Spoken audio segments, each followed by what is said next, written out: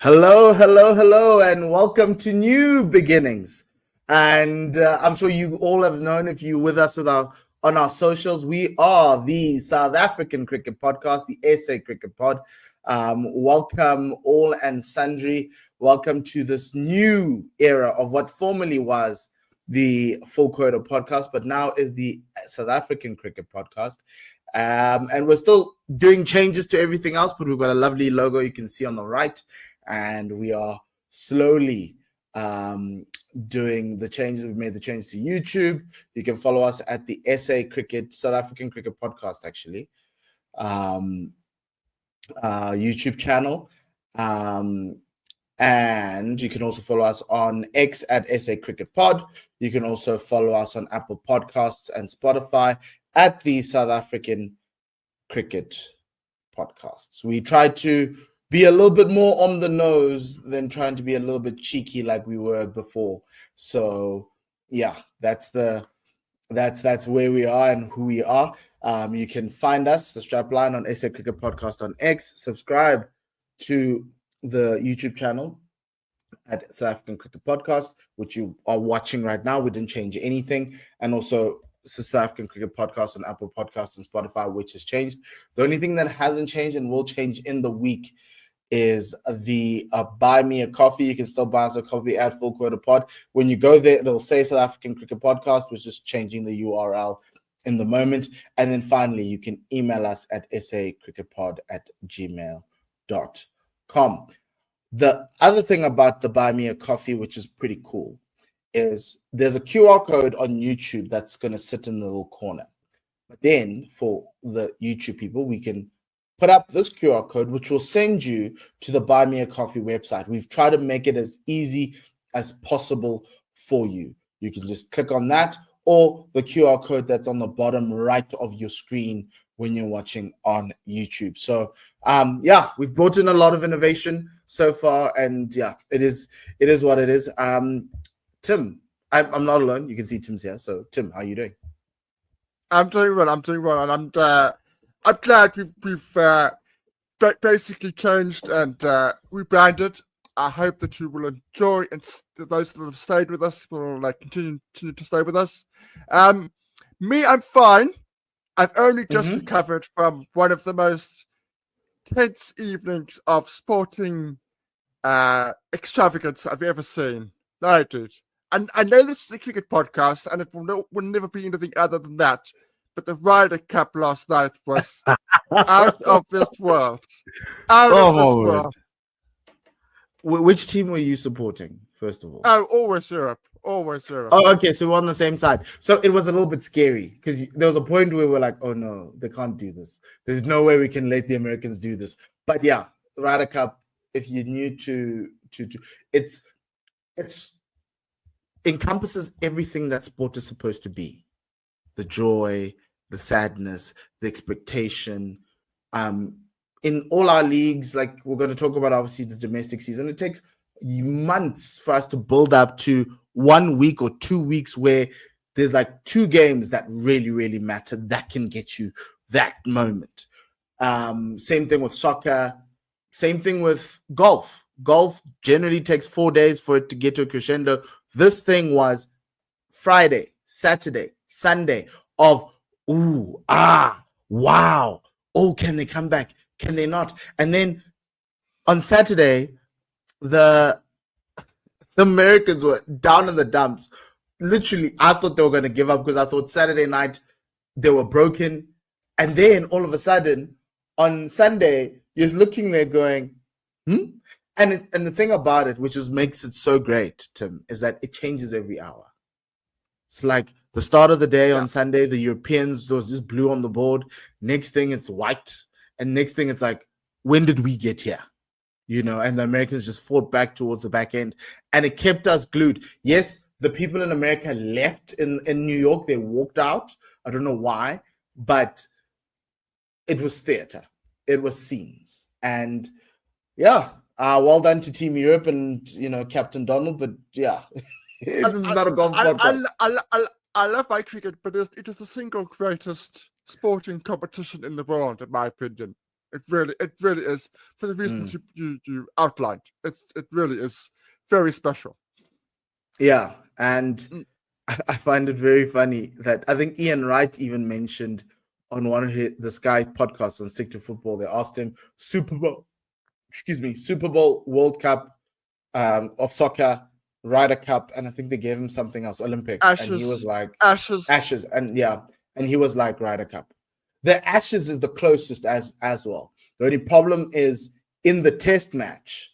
If it's not the first morning or a morning of an Ashes day, the rest of the day kind of peters out and it doesn't give you the same. And you'd say, but this is golf. Every single hole is contested. That is ridiculous. So every 15 minutes, you're sitting there going, is he going to make this putt? Is he not? Or you're oohing and ahhing because somebody's iron shot was just incredible. I could start a podcast for this. It might be the South African golf podcast. And yeah, but I don't want to do that now because I have so many thoughts about the Ryder Cup and why America lost and why Europe will continue to be dominant. And that's what we love.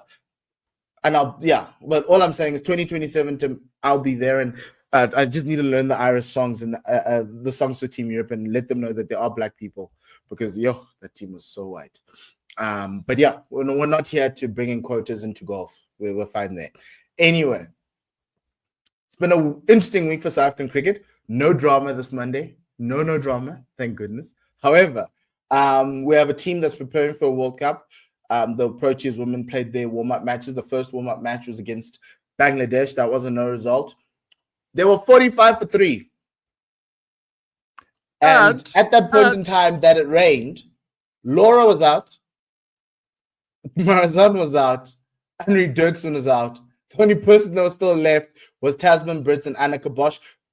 Here's something I want to tell you because in the next game, Tim, they played Pakistan and they managed to bowl Pakistan for 229 and they managed to get to the 233 in 40 overs, which is good, without Laura contributing, Tasman contributing, and Marazan contributing. You got a 54 from Sune, you've got a 45 from Chloe Tryon, you got a 58 from Henry Dirksen. 58 from Annika Bosch. Sorry, not Henry Dirksen. And yeah, Nadine's coming with 22. Nondu came in with 10. Henry came in with 10.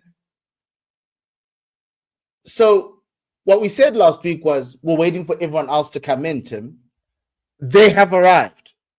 Ladies, all you're doing for me is just keep on pushing my optimism even higher for heartbreak. But that's what sport is. I'm starting to believe. I'm about 45%. Starting to believe. We'll make the semis, I think. If we don't make the semis, it's a massive disappointment because you can see that, everyone else is coming through. I just still want to see you against New Zealand. I don't know if we're ever going to play New Zealand in the warm-ups, but I'd love to see us play New Zealand. I think the warm-ups are done and the World Cup starts on Friday and we play England on Friday. So the first game of the World Cup is tomorrow. India play Sri Lanka and then we play England on Friday. So I'm starting to believe. And England beat Australia in their warm-up, so it's not going to be easy. Yes. Okay. So that's where we are. Well done to the ladies. We were crying for everyone else who isn't named Lefty, Tasman, Marazan, and Laura to step up. And we got Sune. We got Annika Bosch. We also got Chloe Tryon. I think Chloe needs to bat a little bit higher, but happiness. I liked the 11 for the last game with Karabo Miso as the keeper. That's the type of stuff we want. We want to see going forward. It makes our batting like we bat until Nadine, and Nadine's batting at 10. So those are the things we want, right? Those are the things that make teams question, how to beat you, right? Nadine and Nondu is at Nondu's at 8, and then you've got Sinalo, Aya, and Masabat, and but it was a warm-up game, so well done, everyone. Okay, now we had a week of fixtures. The season has finally started. This is what our podcast is about. We talk week in and out about domestic cricket. What's happening? We've got the 4-day series. It started with one game in Division 2. We're going to talk about that first. And then we're going to talk about the slate, the 3 games in Division 1. And so Division 2, we saw Limpopo, as I pull this banner out so you can see. Limpopo took on, it's at the bottom corner, the little bottom square there. Limpopo took on Easterns in Willamore Park. Limpopo started with 341. At that point in time, I thought, ooh, it's going to be a tough day for Jeff and his Chargers. They were like, hold my beer. Let me show you. That initial innings from Limpopo, Ludwig Kastner scored 60. And Emmanuel Mutswiri batting at like 7, at 6, what? At 7, scoring 69. And Mpho, or Ivan Mudumukwane, Odirile's brother, scoring 61 as well. So that was a good start for Limpopo. But then Easton's replied with a reply you'd never think you'd see. If you want to know anything about baseball, this is what it looked like. I don't know if Jeff has entered some sort of an era, but it's not baseball actually. They actually batted really, really nicely. They overpowered Limpopo, scoring 570 for 9. Yuri Snyman, the new acquisition from Mpumalanga, scoring 54. Ernest Kem, another new addition from Northern Cape, captaining the side as well. Jeez, okay. 42. Chris Brits, who is known as a T20 specialist and a limited over specialist, going 273 runs. And then on top of that, Kabelo Skukune scoring 121 runs of 220 balls. Kabelo and Ernest had a 305 run partnership. They batted for close to 80 overs together. It was insane. It was like, wow, okay, they are very ready for the start of the season. And obviously, Chris Brits, that's his new high score, 273. I don't think, well, congratulations to him. And Gabriel, obviously, with the 121. And then from a bowling perspective, Martin Kumalo took 3 for 37 in the second innings as they bowled out Limpopo for 166. Aman Khan, 2 for 42. Andrew Rasamene, 2 for 28, and Ernest Kem, 2 for 16. In the first innings, it was Jesse Albany, who comes from Limpopo, 3 for 66. Andrew Rasamene, 2 for 80. And then it's 1 wicket each for Aman Khan, Ernest Kem, Martin Kumalo, as well as Yuri Snyman. Tim, should I believe in the Easterns this season? Is this a sign of things to come? This is not. I was trying to think of a football analogy in a footballing sense. He will not want this to be Chelsea. He will not want this to be 1 week absolutely brilliant, next week absolutely horrendous. Absolutely, just no way. They signed well. They signed well. They got the right people in. That partnership between Yuri Snyman and Ernest Kem is going to be very, very important because Yuri Snyman is going to get the ball running. He's going to get Easton's on a good start. Kem is going to be the rock. He's going to be the rock of that side. They both wanted to go home. They're both Easton's boys. They wanted to go back to the Easterns. Very, very good signings. Really, really good quality. Chris Blitz there are a lot of these sorts of players where I think should be playing Division 1. He's definitely too good for this format. He is better at white ball formats. You're right, that's more of his strength. But really, where he's in his game at the moment, he really should be playing in Division 1. I have huge high hopes for him. Obviously, that is a ginormous score. But things didn't look that way when the Popo made 341. The Popo lost a lot of players in the off-season and lost their coach as well.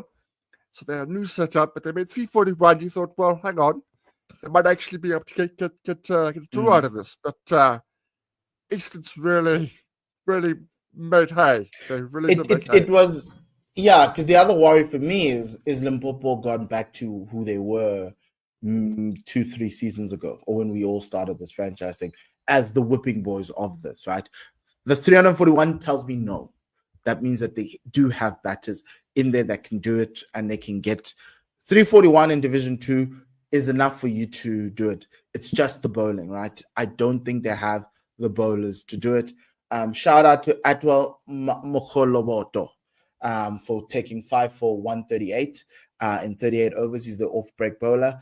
Yeah, hopefully we can get many more from there. But this team's issue is the opening bowlers, their bowling attack in terms of trying to get wickets. You put down a score, but it was very easy for Easterns to be able to get their answer pass and put you in a bit of trouble. So that for me is the thing. But that was the only Division 2 game. If you we're gonna get a full slate of Division 2 games coming up this week. I'm just gonna tell you now. The Knights take on Easterns in Bloem. So Jeff's boys travel to Bloemfontein, to Bloem Vegas. Also Northern Cape host Mpumalanga the Rhinos, and then Limpopo as well host the Garden Route Badgers, the Garden Route Badgers, the 6-gun girl Garden Route Badgers. So the only team that will not have played so far, and they're playing on the 9th, which is in next week, is Border. So Border will not have played so far in this thing, but everyone else will have gotten a game. Now, let's move to Division 1, Batters Paradise. Batting Paradise. It's, I know when the NFL starts, everyone talks about, the offense will always be on point and ready and score lots of points, and the defense needs to take time. It'll take a couple of weeks for everyone to get through.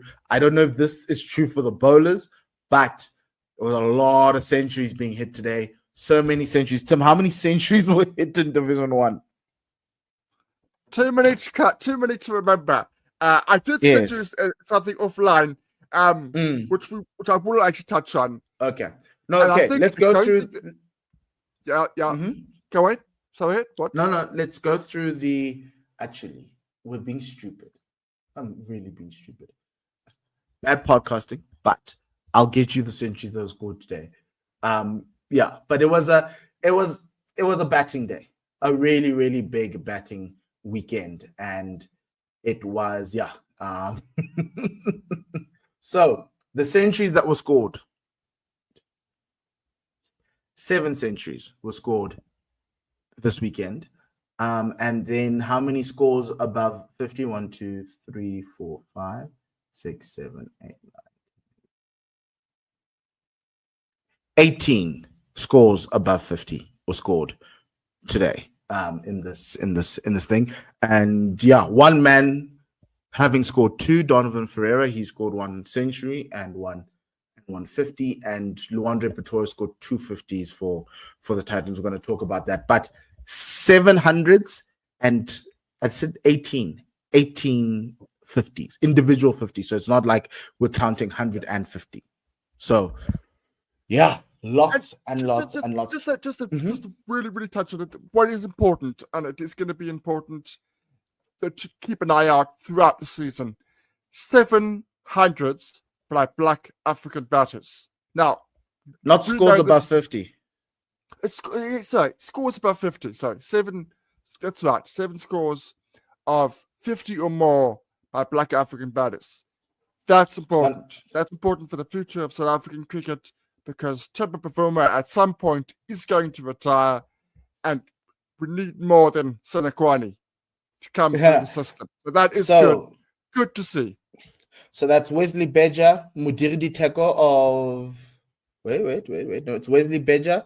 It is, congratulations to him, Valentine Kitime scored a 50, Sponelo Makanya, Vum Kijima, Andile Mohakane, scoring, I think I've gotten 4. Sinetemba Toshile scored a century in the thing.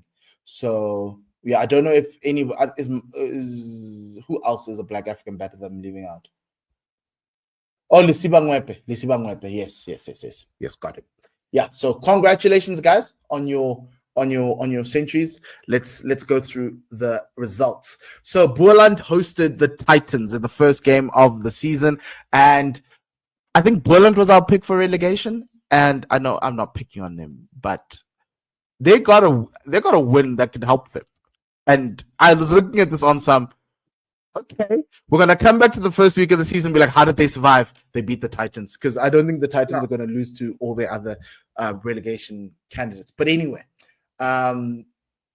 Boland scoring 616 up front against the Titans. I thought it was all she wrote. My thing with 4-day cricket, Tim, is why are we always scoring 616? You don't need 616, but clearly they did it to win, because I always think it's hard for you to win from that point.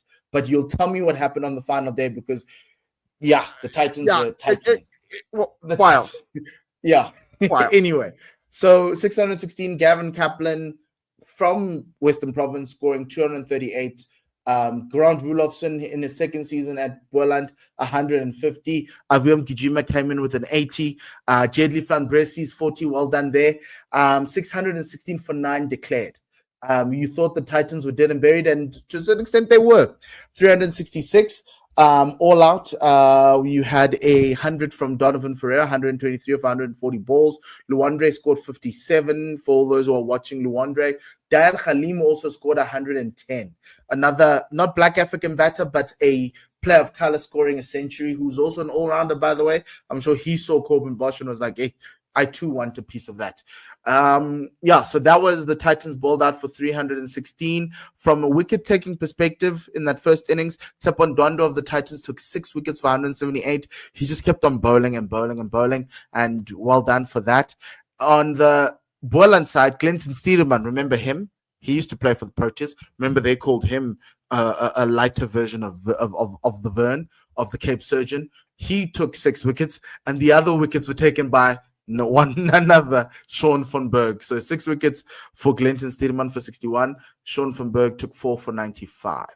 And everyone else, Akona Mnyaka, Aviom Kijima, Leon Bota, Nathan Jacobs didn't take a wicket. Then the Titans were asked to follow on. And this led them into day 4, right? The Titans were asked to follow on, and they were in a very, very lovely position. They were 212 for 4.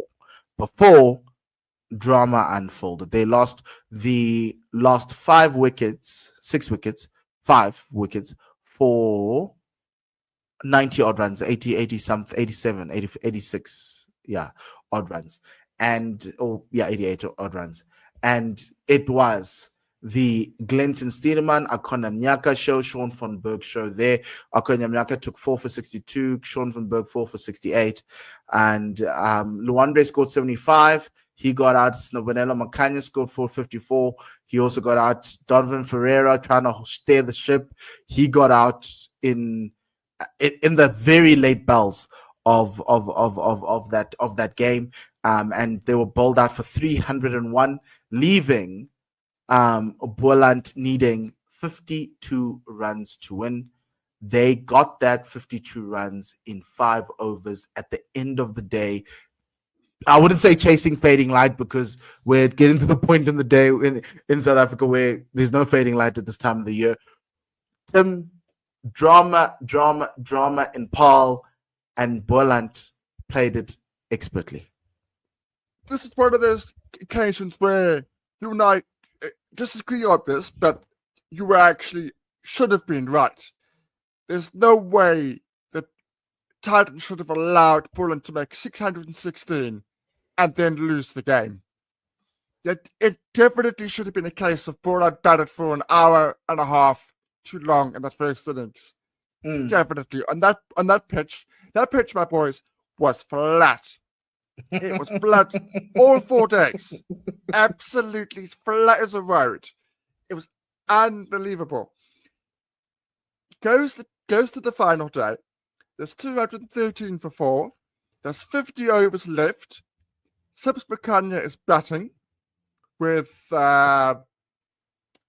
Donovan. So, 2 top order batters. Donovan is seeing the ball beautifully after his 100 at the first innings. Playing really well. I must say he played really well at both innings. And captaincy seems to be suiting him. But Sean van Berg's going round the wicket. All they're doing, Poland, is restricting the runs because there is a theory. There is a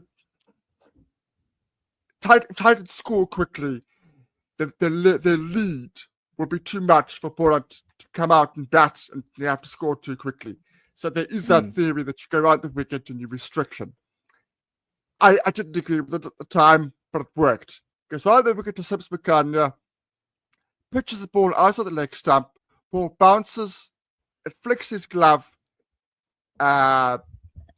Fortain moves to his right, takes a good catch.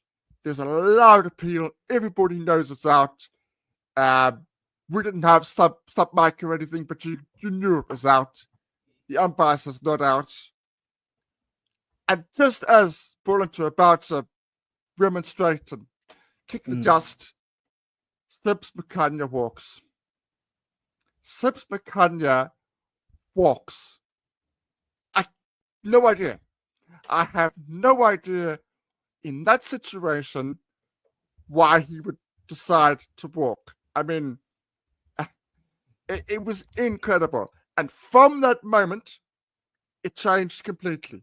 All of a sudden, Sean van Berg, who like Shane Warne, spinning at miles, getting bounced, getting turned. The pace bowlers, there was nothing. Afrika Timur was getting tonked, but they were bowling spin at the other end because the pace bowlers were getting no assistance whatsoever. And then that wicket precipitated one of the biggest collapses ever. Even though Tony Ferreira was shielding it and trying to put pressure on the bowler because he realized then he's got to score quickly. And he did try his best. He was caught brilliantly on the leg side, out of the field. Really, really good catch to get rid of him. But by that point, they were really sort of 8 down. So it was really over. But that was a turning point. Sibs Makanya walking at 213 for 4. Look, Poland should never have won that game. Never in a million years. Look, I'm not going to bemoan someone for doing something that's ethical. I think I commend Sibs for walking if he really did hit the ball. I think for me, the key thing here is if he felt that he was out, then he was out, right? And if the umpire said not out, we don't get that many people in the world who will be like, no, you're wrong. Actually, I did hit the ball. So well done to Sibs for that. Not so well done to everyone else who came in after Sibs, who just couldn't hold it, Sean van Berg became prime Shane Warne on a sunny day. And my whole thing was missing was a wide-brimmed hat, which I think he had, and for him to bow to the crowd. But he really, really did well. He opened it up, and then Clinton Steedman cleaned him out. So, points on the board for Boland. Massive points. Like, you don't understand. When Boland beats a team that they aren't expected to beat, it adds to their case, right? And if they want to survive, it's actually getting wins early to make sure that you get there. And so they've done well. They've beaten the Titans because KZN Inland will struggle against the Titans unless if this is what the Titans team looks like.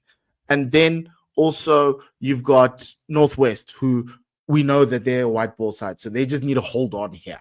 You don't want to be the team that gets 0 points here.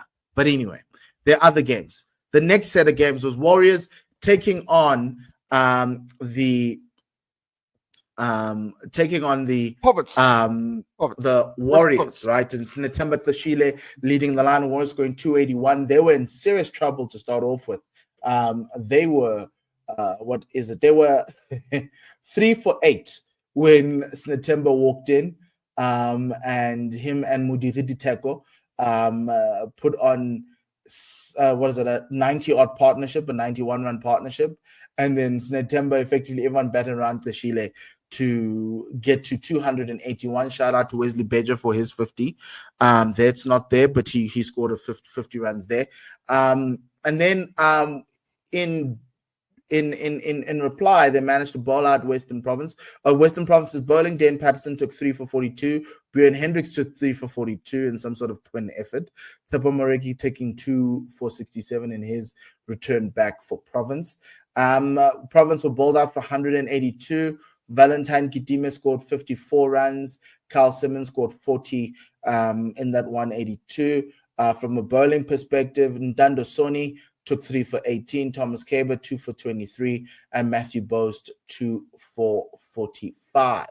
Good to see the youngsters getting a chance there. Then in reply, the Warriors scored 253 for 8 declared, with Matthew Brzezinski, the captain, scoring 66 of 79. Mohamed Manak, 53 for 87. Remember, we mentioned him at the beginning. Thomas Caber scoring 34 of 70. Duan Olivier scoring 38 of 59. From a bowling perspective, Tsepo Moreki took 5 for 862, and Dan Patterson 3 for 49 for the Province. Leaving Western Province with 353. They got close, but they lost out because they scored 304. Eddie Moore, 49. Javeshan Pillay, 53 for his new club. Daniel Smith scoring 63, and Carl Simmons scoring 56. But it was the bowling of Duan Olivier who took 3 for 64. Thomas Caber coming in and taking out that middle order with 3 for 76, and breaking partnerships, Wesley taking 1 for 32, and Matthew Boast 2 for 62. Jordan Hanuman bowled and took a wicket, that of Javeshan Pillay, trying to break apart partnerships there. Another very, very hotly contested game, but Warriors come through, and a massive win for them. We know they struggled in the 4-day series last year, Tim, but they're managing to get an early win through the gates.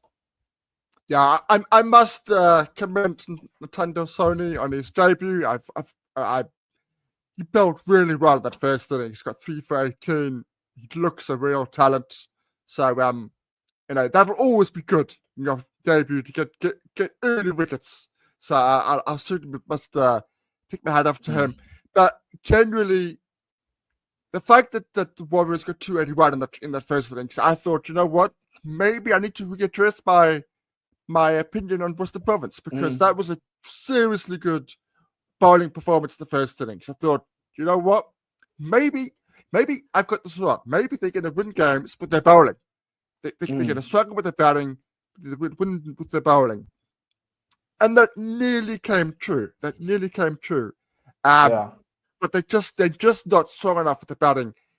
They are missing Verena and Bellingham like nobody's business. Well, Carl should be coming back home soon as a county champion. Yes, true. It's going to take a while for Van Heerden and Pillay to find their feet. I think they're going to need the season. They're going to need the season.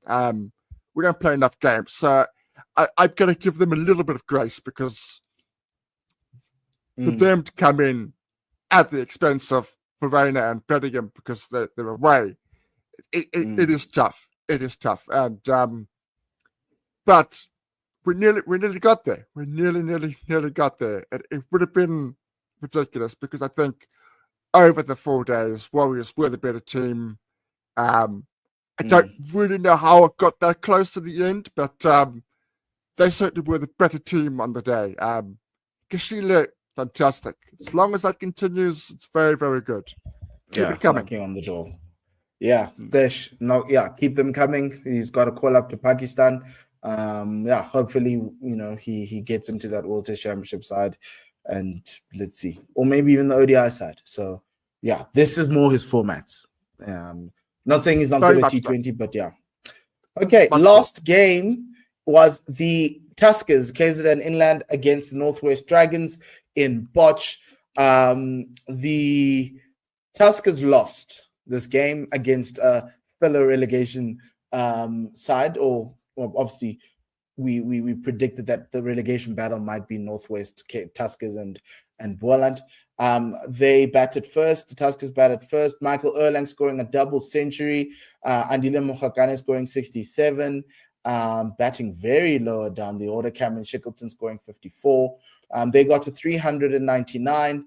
all out. The wickets were Jay de Klerk playing for his new team, 3 for 58. Deon Forrester taking 3 for 77 for his new team as well. And Alfred Motwa, 2 for 63 as well. Randa Swat and Akile Klute taking 1 each. Northwestern reply scoring 461 for 8, 154 of 206 balls for Lisiba Ngwepe opening. So just note that. Lisiba Ngwepe opening. He's moved up the order. Mikhail Prince scoring 45. Reynard van Tonder, for all the Reynard van Tonder fans, scoring 73. Rwanda squad also in the runs with 59. And Deon Forrester batting at 1, 2, 3, 4, 5, 6, 7. 66. Remember, we are looking at him as a potential guy who could be playing in white ball cricket for the Proteas. 66 off 100 balls in this format. And then from a bowling perspective, he had Abrams taking 3 for 71 for the Tuskers and 2 wickets each for Huddersfield Yoon and Darren Dupavalon. Malcolm Norfolk took 1 wicket there. And then the Dragons bowled out the Tuskers for 98. They had a batting collapse there that lasted 29.5 overs. Alfred Motwa scoring 4 for 22 with the wickets, and Vian Libber 2 for 24. Jed de Klerk 2 for 14. The highest scorer in this innings was Andile Mokhakane with 24. Everyone else just under 20. So, yeah, they got bowled out for 98, which left Northwest with 37 runs needed, and they lost 2 wickets. Mikhail Prince and Ruben Hammond. Prince scored 15, Reynard van Tonder scored 10, and that was all she wrote to Babylon and Malcolm Norfolk taking those wickets. A massive win for the Northwest.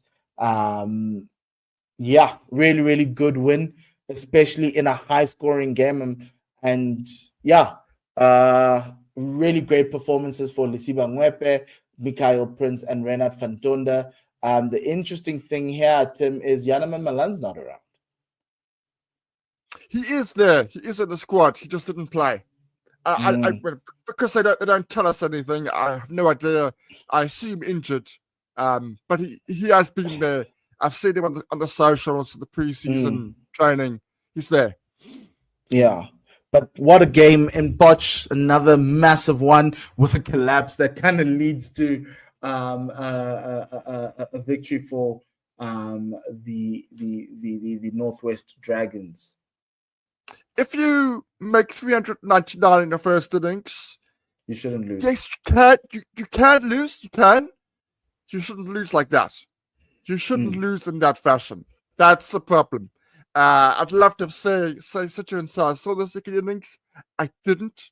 I saw a fair amount of the first innings. I thought, hang on, this is a double 100 here, 250s.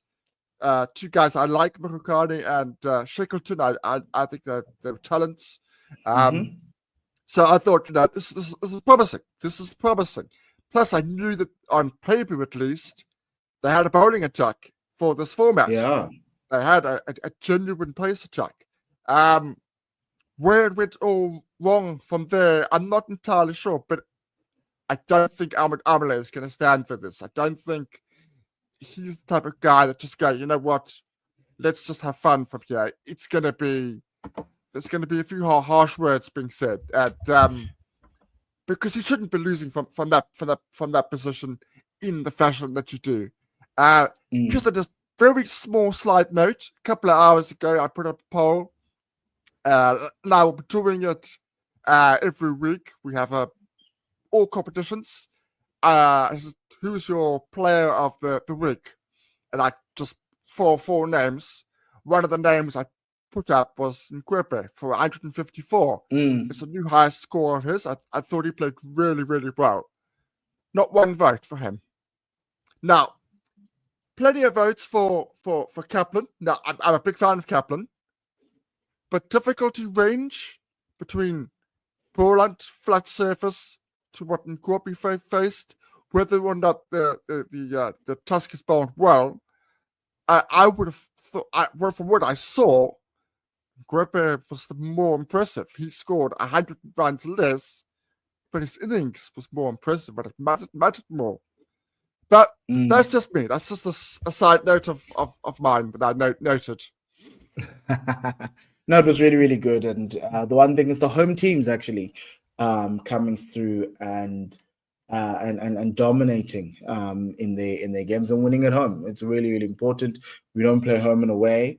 We play 7 matches, and you kind of need to make sure that the games that you have at home are the ones that you win, and the ones you're playing away from home are the ones you don't lose. And so, really, really good for Boland, the Dragons, the Northwest, and also the Warriors this week. Just to round out the fixtures for this format for next week, because so you don't have a fixtures graphic up, but we'll get that going as we go along.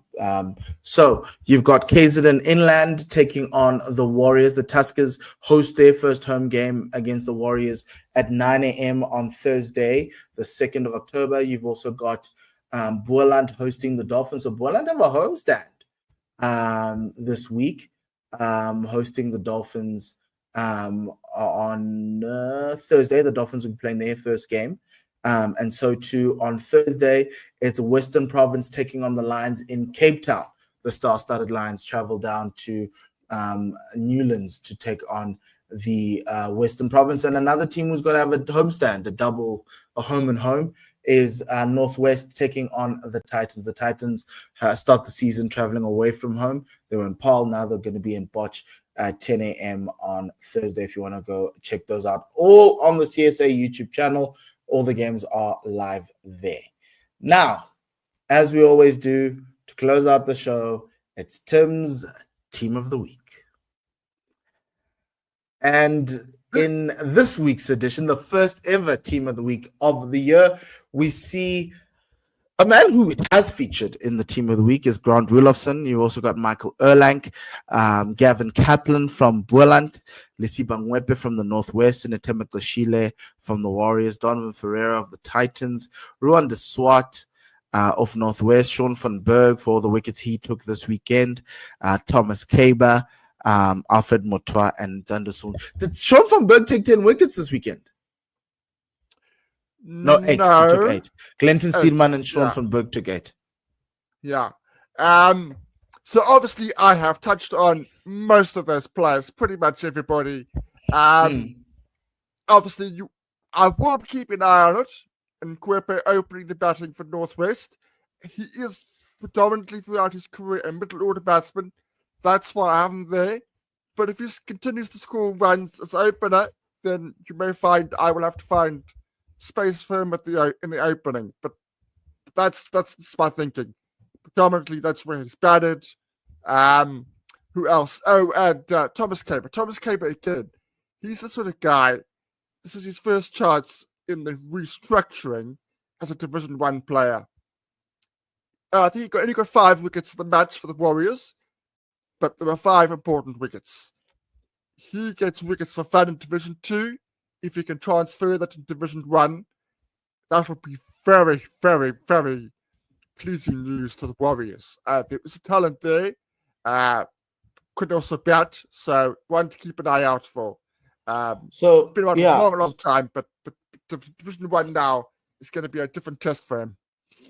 Tim, you're going to put us in trouble with some of the bowlers, right? So obviously, Glenton Steelman took 8 wickets this weekend to help them win, and he's not here. Tepa Moreki took 7. He's not here.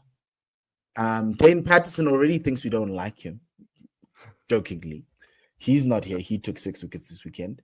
You're talking about Thomas Kaber coming from Division 2. Jade de Klerk goes, I also took 5 wickets.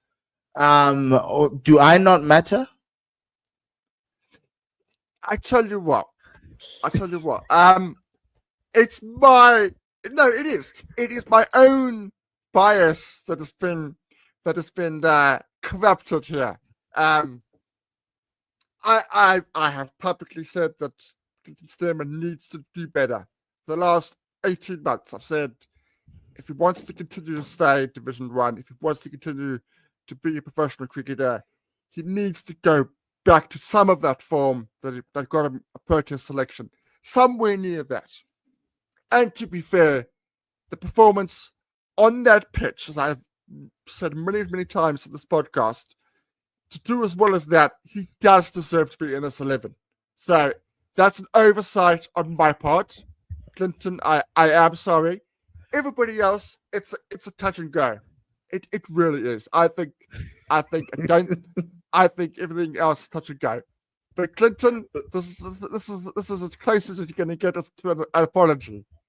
You were really good, and you should be in the 11. Yes, yeah. Tsepondwando as well. I really like that bowling innings to them, but obviously they didn't win.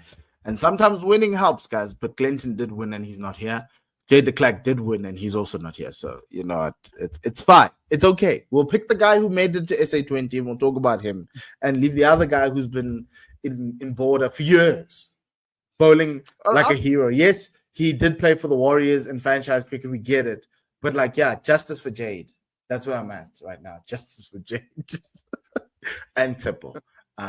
But well done to everyone who made Tim's team of the week. Really, really awesome. And yeah, I like having a week where we got controversy, and this is the controversy because, everyone just came out firing. It's like, it's this first Sunday in church. Everyone's in their suits, their Sunday best. Everyone's looking good. Next week, please do the same. Don't drop the standards. But yeah, the big boys are playing next week. The Dolphins and the Lions are back. And yeah, Western Province might be 0-2 by the time we do this podcast next. Who knows? I think by Friday afternoon, I'm gonna go to Forest. I'm gonna go to Forest because it could get ugly. Game starts on Thursday. It could get really ugly. This week. Okay. Tim's saying that. Okay. That brings us to the end of our show. Remember, please do follow us at South African Cricket Pod, at the SA Cricket Pod, and like and subscribe on the SA Cricket Pod on X at SA Cricket Pod. We're very on the nose. Also, the South African Cricket Podcast YouTube channel, as well as at Apple Podcast and Spotify. The only thing that hasn't changed but will change is buymeacoffee.com/4quarter podcast. You can also do so with this QR code over here. We're going to leave it up until the end of the show.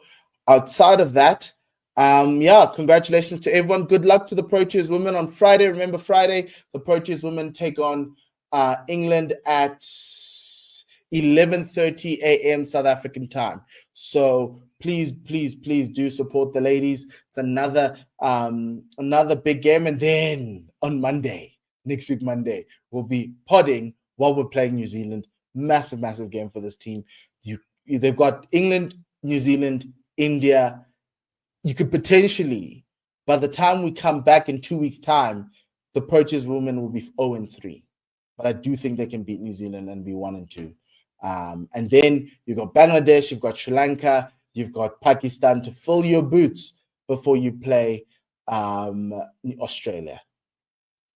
And from myself, Mpho and Tim, at the South African Cricket Podcast, formerly the SA Cricket Podcast. Remember, like and subscribe, follow us on YouTube, share as widely as possible. Let us know your thoughts via email at sacricketpod@gmail.com. And for the first time as the SA Cricket Pod duo, it's goodbye and lesale kakagiso.